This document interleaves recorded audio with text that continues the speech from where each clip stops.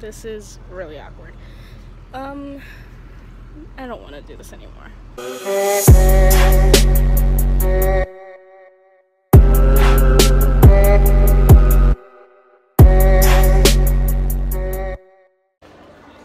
Hey guys, what's up? I don't want to do this video anymore, to be honest with you, because I've never vlogged in public, and this is really weird. But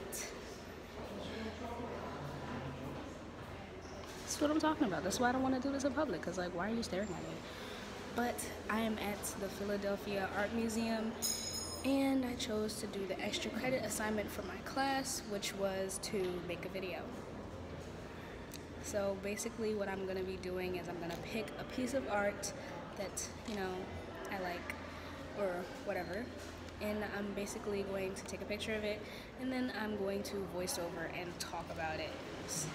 Talk about how I feel about it, what I think it means, the themes, colors, and all that other stuff, and so on and so forth. So I'm gonna get out of this awkward area, and I'm gonna go.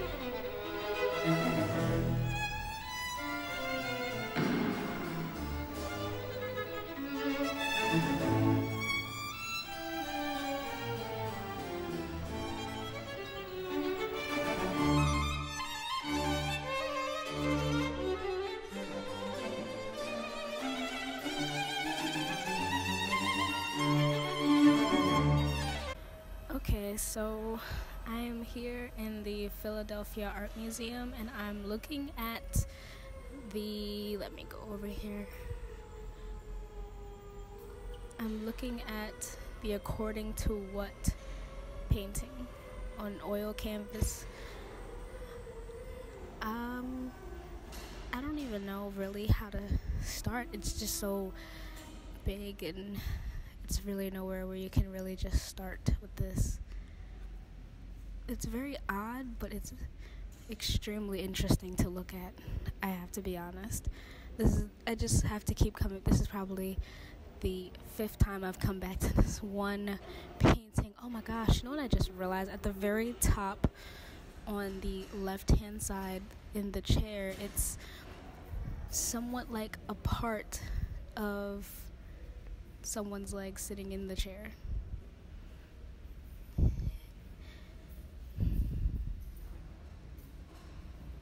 I just realized it's interesting how he did that, and it's kind of like half of the chair is on the top and half of the leg is there as well. But the first section is split up into 1, 2, 3, 4, 5, 6, technically 7 sections, I guess I'll say.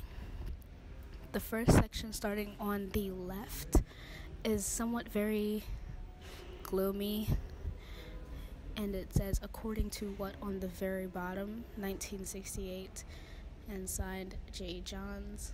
It's very gloomy, very dark, and not vibrant at all colors. And then moving on to the second portion is when it just pops as so very bright, vibrant. And what I found really interesting was that instead of it just saying red, yellow, and blue, it has red, yellow, and blue, but the letters are sticking out in all different directions, and all the letters are different colors and different gradients. And some of the colors are kind of spilling into each other.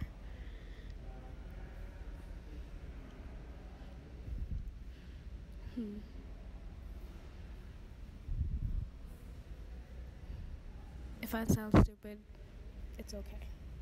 I've never done this before. But yeah, I found that really interesting. I like how he did that with the red, yellow, and blue.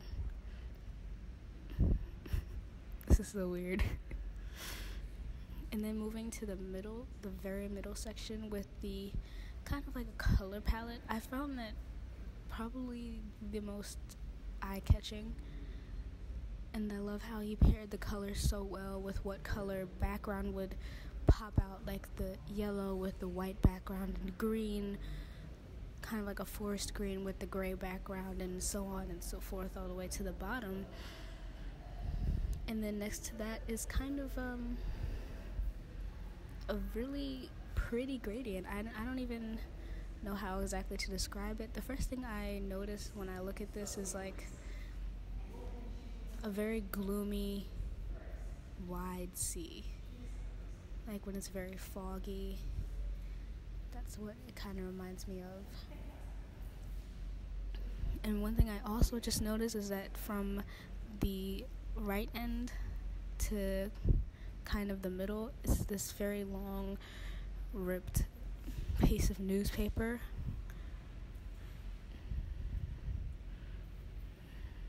That is kind of a continuation of the same thing that I don't understand.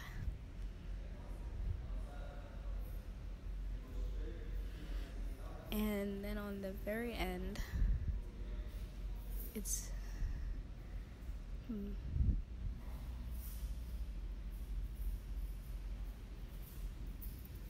don't know. I feel like on the end the colors are more controlled into sections than on the other half when the colors were more splattered all over the place.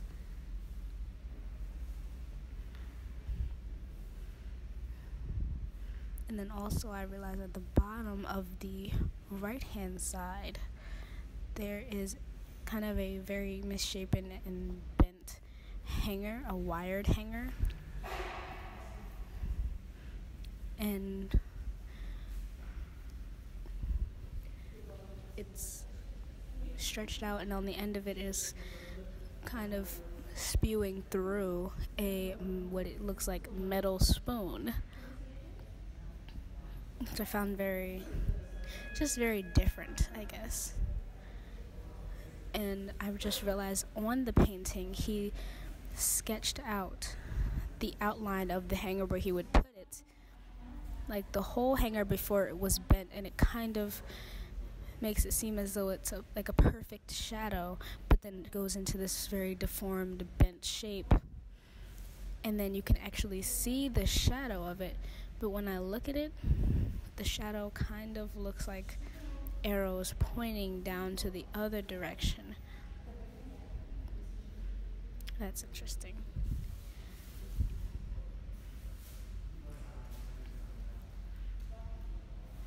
But I think that's all I have for this painting. I had to stop and do this one, and this is very awkward to stand here and talk to my phone for 6 minutes and stare at the painting. But I did it, and I got the extra credit now. So I'm pretty sure that is all I have for. Never mind, no it's not. I just realized next to the purple shade in the very middle, there is a much lighter purple shade kind of off to the side, and then right above that it kind of looks like a landscape in a way. Kind of looks like a very weird looking landscape, kind of like a forest, like an island somewhat, in this green gradient. Hopefully I'll insert a video of what that looks like, but it looks very strange. I just realized that it's like he makes you focus on so many different things that you don't realize everything else that's there. And the texture is all different for every single section. The first section, it's somewhat smooth, but as you get to the bottom, it's kind of rough, and the second two sections are kind of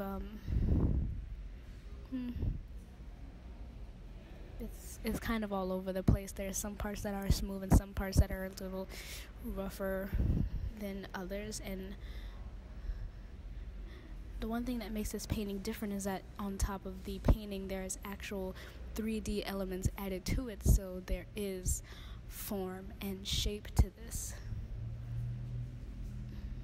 And there's an extremely wide range of color. I'm pretty sure I can, if I had a list of all the colors in the world, I could see them all in this one painting here. One thing I'm still trying to figure out is what the purpose of this strip of newspaper is, and of course you can't read much what it says. If I can zoom in close enough, it says, as a headline for one of them, it says, "What price defenses?" Don't know what that means. I'm so drawn to this, and I don't know why. And the more I look at it, the more I realize more things that I didn't realize before. Like on the right side, on the left side, somewhat in the middle, close to the bottom, it says art. Of course, when you look at it, it kind of just looks like some scribbles, but it says art in my eyes.